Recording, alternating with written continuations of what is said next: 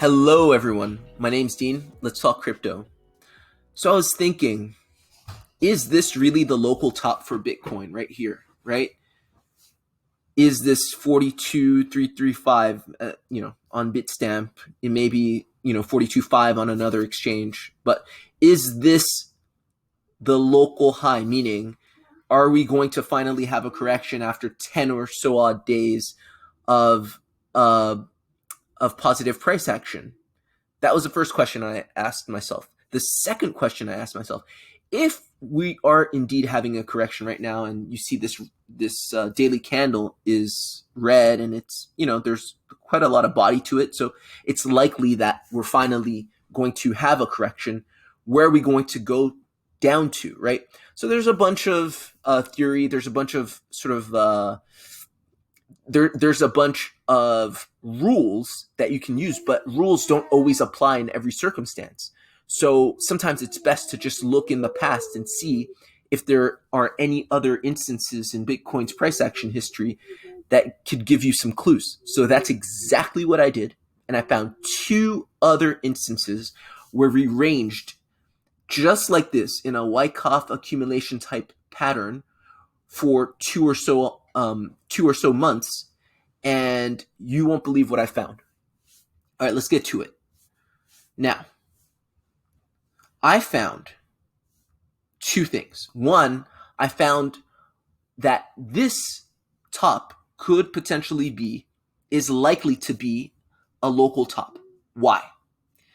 I used to think that this was simply a regular markup with that would have a correction ensue, meaning, you go up and you come back down from the point of breakout.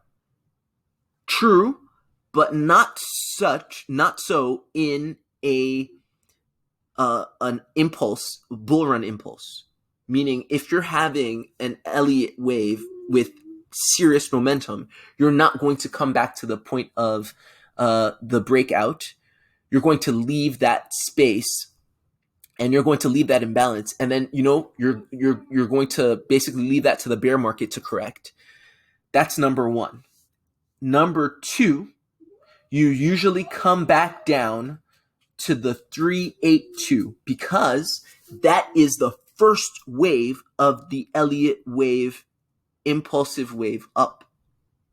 I thought that this was going to be a markup, markdown, retest, then we start the first wave. This is the first wave, and this is what, according to the history, according to this data that I found on the charts. So let's get into why I believe that is the case.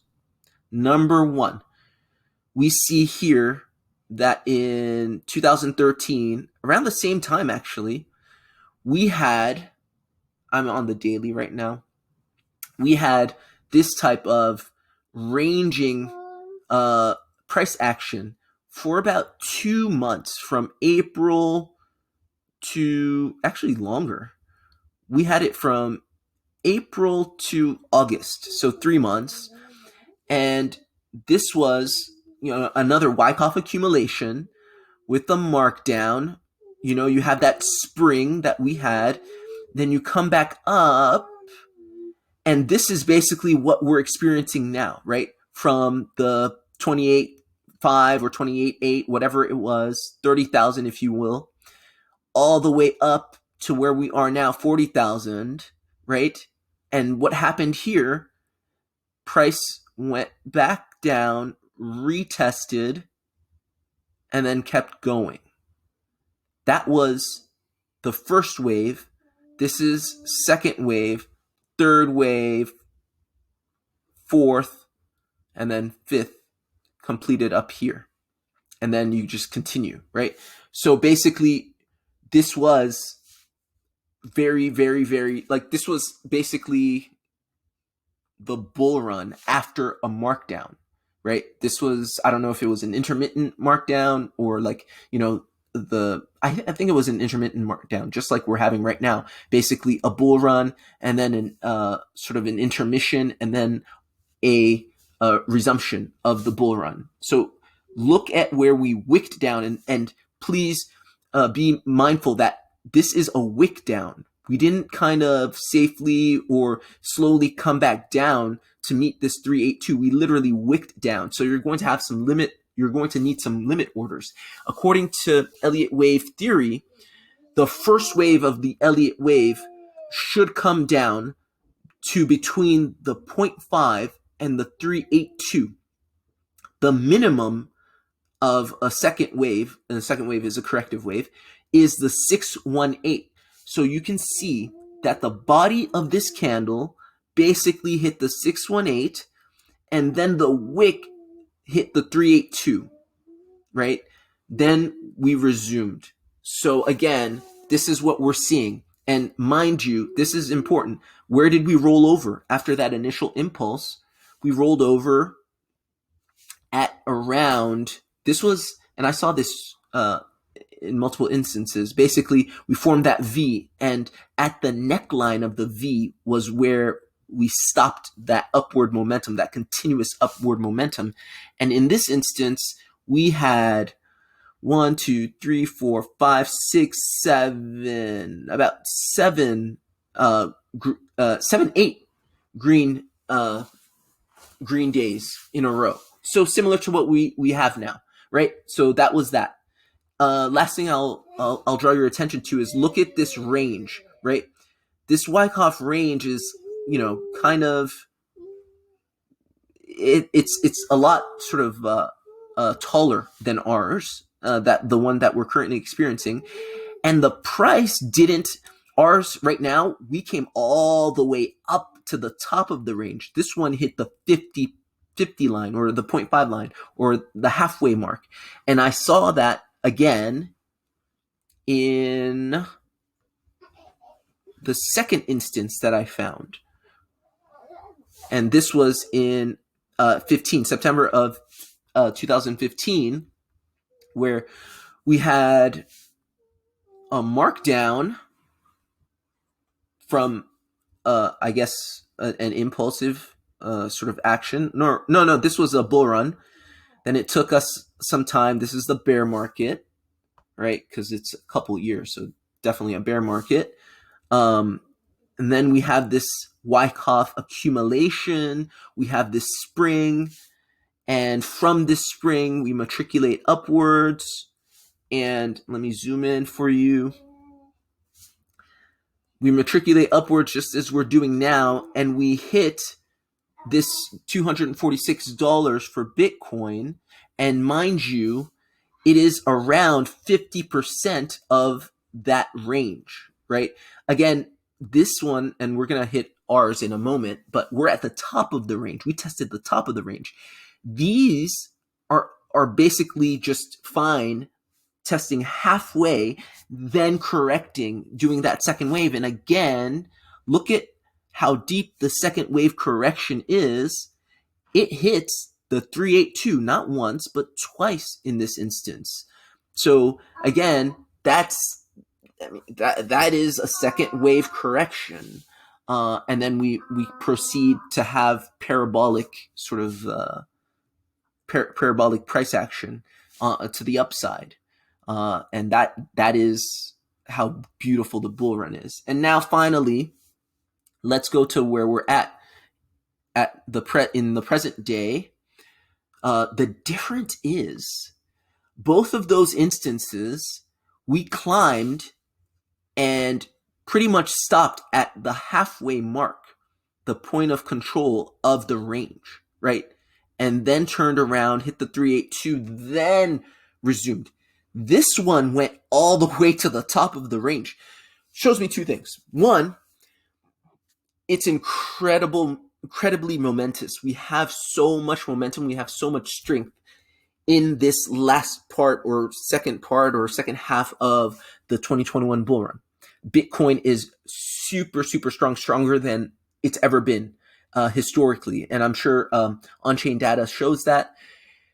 And I don't know that we've ever had as much institutional buy-in. So that may be one of the causes for why that is. And secondly, it shows me that the correction here may be a little deeper So I know that we're extremely momentous. We're very strong. We have a lot of strength. But if you rise for so long without a correction, and you go so high, you got to come back a little bit. That's why I've got my C wave coming down to the 382 to 34, between 35 and $3,400, basically, because the 0.5 is, so the second wave has to come, or can come, between the 0.5 and the 382, and the minimum is the 618. So I believe, in conclusion, that one, this is the top right here of this local sort of impulse, right? This is the top, 42,335 on Bitstamp. And now that was wave one. Now we're correcting wave one, and we're going to hit wave two. And wave two is a corrective wave in Elliott wave theory. And that has to come at a minimum to 37, 32, thereabouts, right? But it can come as low as $34,000, or $34,100, and it'll probably, if it's really strong, just like it did in 2013, the body of the candle will come down to the 618 to 37,000, and it'll quickly wick down to 34,000. So put your limit orders in if you want to make your entry in. I was of the impression that we're coming back down to 30,000, neglecting the context. The context is important. In an impulsive wave, in a bull run, you don't probably, you have too much momentum to retrace all the way back down. But you still have to retrace. So I didn't know that this was the first wave of the 5-wave sequence up. But now I do. So I'm correcting that. And what does this mean for your alts? Remember, when Bitcoin dominance is high and Bitcoin is kind of running, it may correct, let me see what percentage this would be. Let's say it corrected to the halfway mark. It may correct 16%. That means alts are going to correct 25%, right? So just be mindful of that. What you may want to do is, put limit orders in for your alts to, if Bitcoin's going to correct to the halfway mark or wick down to 382, think that your alts may do the same. Conservatively, you may just want to do a Fibonacci retracement on your alts and what they did in that first wave, and then put limit buys for the halfway. That's very conservative. So you catch it, instead of trying to catch the bottom, just, try to catch the halfway point. And then, just hold. And that third wave is typically the longest, typically the most momentous, the most parabolic. So you just sit and wait, and watch those gains come in. So that's what I wanted to share. Let me know if you guys like that. Let me know what you think. I thought that was interesting. I hope that was helpful, and I will see you later.